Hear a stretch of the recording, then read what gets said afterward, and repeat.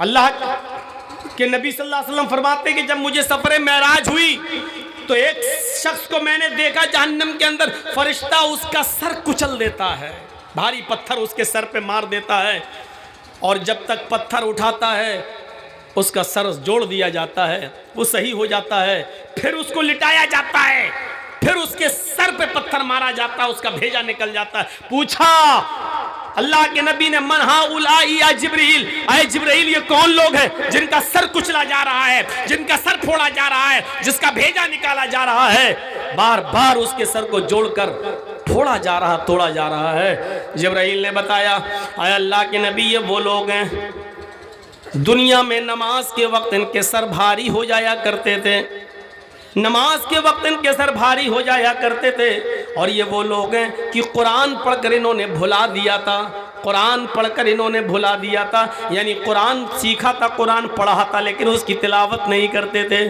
उसको इन्होंने छोड़ दिया था। ये उन लोगों का अजाब है जो नमाज पढ़ते वक्त सर भारी हो जाता। जैसी अजान हुई, यार ये इंडिया पाकिस्तान का मैच है, 2 ओवर रह गए, देख लो, और 2 ओवर देखने के चक्कर में जमात निकल गई। जैसी अजान की आवाज आई वैसी हमारा माल ट्रक पर लद कर आ गया, फोन आ रहा है तुम्हारा माल हमने भेज दिया है, उसको हासिल कर लो कहीं पुलिस ना पकड़ ले। तो अल्लाह ये तो अजान हो चुकी है, जमात का वक्त है, मैं अपना ट्रक देखूं या ये, और ट्रक में लग गया, अपना माल उतरवाने में लग गया, और नमाज बाद में पढ़ रहा।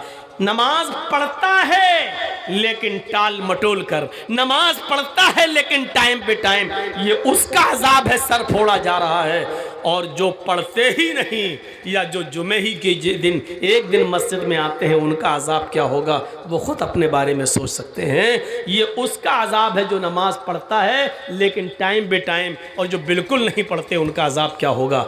वल्लाहु आलम बिस्सवाब। शुक्र अदा करो कि अल्लाह ताला ने हमें इस्लाम दिया है। जिस इस्लाम की तमन्ना, बल्कि जिस इस्लाम की चाहत लेकर डॉक्टर अंबेडकर भी इस दुनिया से चला गया, जिस इस्लाम की चाहत बहुत से लोग आज भी अपने दिलों में लिए हुए हैं, लेकिन मेरे बच्चों का क्या होगा, मेरी बीवी का, मेरी बेटी का क्या होगा, इसलिए वो आज इस्लाम कबूल नहीं कर पा रहे हैं। वो इस्लाम जिसने अपनी सदाकत का लोहा मनवा लिया हर एतबार से, और बकौल एक साइंटिस्ट दुनिया की सारी मजहबी किताबों में सबसे बेहतर मजहबी किताब कुरान, दुनिया के तमाम मजहबों में सबसे बेहतर मजहब इस्लाम, लेकिन दुनिया की बदतरीन कौमों में सबसे बदतर कौम मुसलमान। ये एक साइंटिस्ट ने कहा था, उसने कहा कि मैंने जब वेद पढ़ा, मैंने तौरात पढ़ी, ज़बूर पढ़ी, दूसरे मजहब की किताबें पढ़ी, कुरान पढ़ा, तो मुझे दुनिया की सारी किताबों में सबसे अच्छी किताब कुरान लगी। जब मैंने मजहब के मुताला किया तो दुनिया के तमाम मजहबों में सबसे अच्छा मजहब हमें इस्लाम लगा। लेकिन जब हमने कौमों का मुआयना किया, जब हमने कौमों का जायजा लिया, तो दुनिया की बदतरीन कौमों में सबसे ज्यादा गिरी हुई, सबसे ज्यादा बदकमाश, सबसे ज्यादा नालायक, सबसे ज्यादा जाहिल कौम अगर हमने कोई देखी है तो वो मुसलमान को देखी। ये उस साइंटिस्ट ने कहा था। शुक्र अदा करो कि उसने कहा कि दुनिया का सबसे अच्छा मजहब इस्लाम, लेकिन दुनिया की बदतरीन कौम मुसलमान। हमारे बच्चे कहाँ जा रहे हैं, हमारा समाज कहाँ जा रहा है, पढ़ाई लिखाई में हमारा परसेंटेज क्या है, जहालत में हमारा गिराफ कहाँ तक पहुँच रहा है। कभी हमने गौर किया है, कभी हमने सोचा है? जबकि हम ये जानते हैं कि इस्लाम ये कभी न बिगड़ने वाला मजहब है। आज भी चीख चीख कर ऐलान करके कहो, और शायद आपको याद होगा ऑक्सफोर्ड यूनिवर्सिटी के अंदर हिंदुस्तान के 3 या 4 बच्चे जो आपस में बड़े गहरे दोस्त थे, वो पढ़ते थे लंदन में। एक यहूदी था, एक ईसाई था, एक हिंदू था और एक मुसलमान था। इत्तेफाक देखिए, ये चारों बहुत गहरे दोस्त थे और चारों का ताल्लुक अलग अलग मजहब से था। एक दिन कोई मकाला लिखने के लिए ऑक्सफोर्ड यूनिवर्सिटी की लाइब्रेरी में बैठे हुए हैं ये चारों बच्चे। आपस में गुफ्तगू शुरू होती है। हिंदू लड़के का नाम है कृष्णा मेनन, मुसलमान भी वहां बैठा हुआ है, यहूदी भी और ईसाई भी। आपस में इन चारों बच्चों में गुफ्तगू होने लगी। मुसलमान ने कहा कि मेरे दोस्त तुम यहूदी हो, मेरे दोस्त तुम क्रिश्चियन हो, ईसाई हो, मेरे दोस्त तुम हिंदू और मैं मुसलमान हूं। आज बड़ा अजीब इत्तेफाक है कि हम चारों लोग इसी लाइब्रेरी में एक ही सब्जेक्ट पर रिसर्च करने के लिए बैठे हैं। आओ कुछ मजहबी बातें हो जाएं, आओ कुछ धार्मिक गुफ्तगू हो जाए। ठीक है, मुसलमान ने कहा, आ यहूदी, मेरे दोस्त तुम ये बताओ कि तुम किस नबी को मानते हो? तुम्हारे यहां समझाने वाला कौन नबी आया था? उसने फौरन कहा कि मोसेस, मूसा अलैहिस्सलाम। मुसलमान ने पूछा, आए क्रिश्चियन भाई, तुम्हारे दरमियान कौन पैगंबर, कौन नबी आए थे? इसने फौरन कहा जीसस, ईसा अलैहिस्सलाम। उसने हिंदू से पूछा, मेरे भाई तुम बताओ, तुम भी तो हिंदू धर्म के मानने वाले हो, तुम्हारे यहां पर भी तो बहुत से लोग आए डराने वाले, तुम किसको मानते हो? तुम्हारे दरमियान आने वाला नबी कौन था? हिंदू इस बात का जवाब नहीं दे पाया। कृष्णा मेनन कहता है, हमारे यहां डराने वाला तो कोई आया था, धमकाने वाला तो कोई आया था।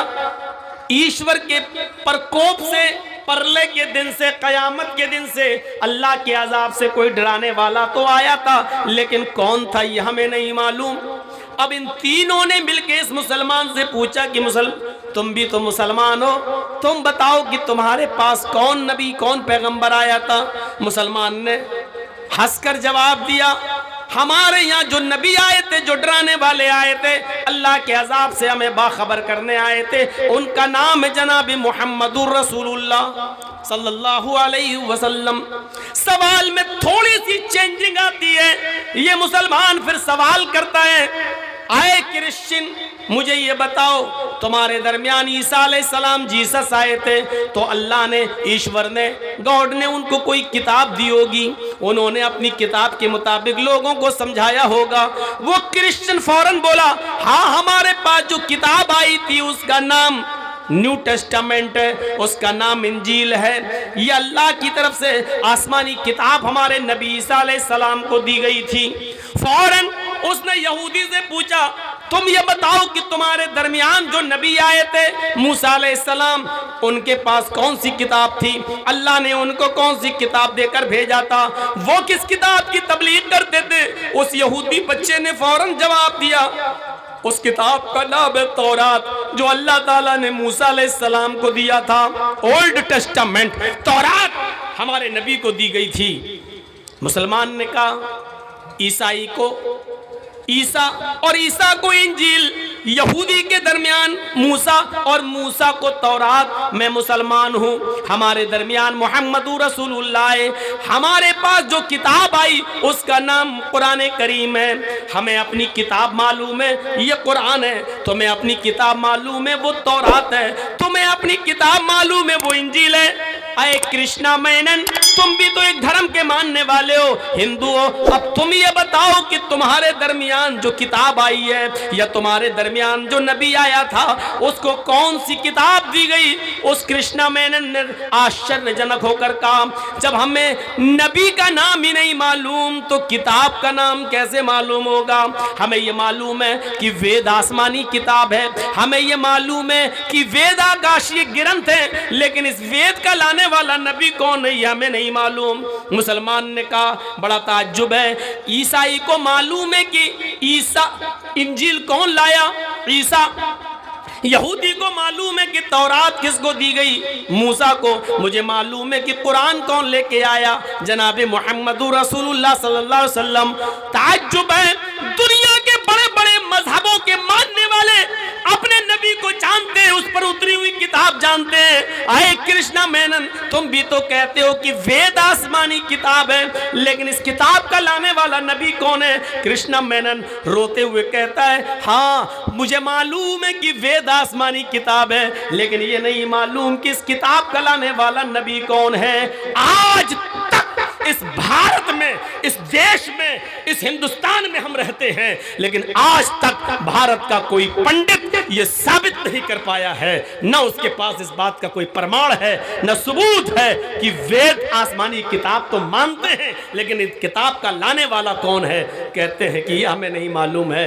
लाने वाला कोई था, है, मालूम नहीं है कौन है, लेकिन आया तो है कोई, लेकिन वो भूल गए। कहते हैं कि इस किताब का लाने वाला नबी कौन है, उनको मालूम नहीं है।